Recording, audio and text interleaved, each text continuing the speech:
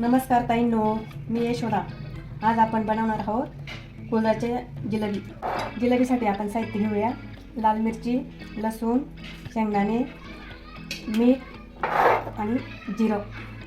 तर हे सगळं आपण मिक्सरच्या भांड्यामध्ये टाकून तेल टाकून फोडणी द्यायची. नंतर आपल्याला मिक्सरच्या भांड्याला दळून घेतलं आहे. त्याचा छान असा सुगंध येतो लसणाचा. याचा जिलेबी खाण्यासाठी खूप छान लागते.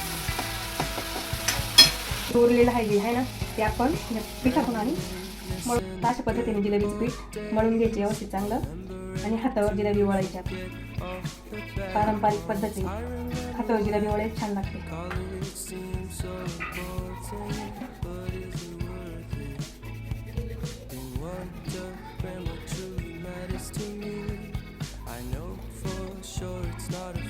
अशी पूर्ण सगळी जिलेबी वळून घ्यायची. आपली जिलेबी झाली आता वळायची. पाण्याला पण उकळी आली पाहिजे.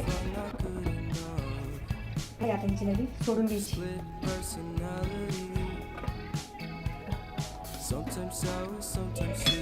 आता जिलेबी झाल्यानंतर मी तुम्हाला दाखवल जिलेबी कशी झाली. जिलेबी आपण अर्धा ते पाऊण तास आता शिजून द्यायची चांगली, कारण तिला शिजायला थोडा वेळ लागतो जिलेबीला. ती जिलेबी तयार झाली आहे.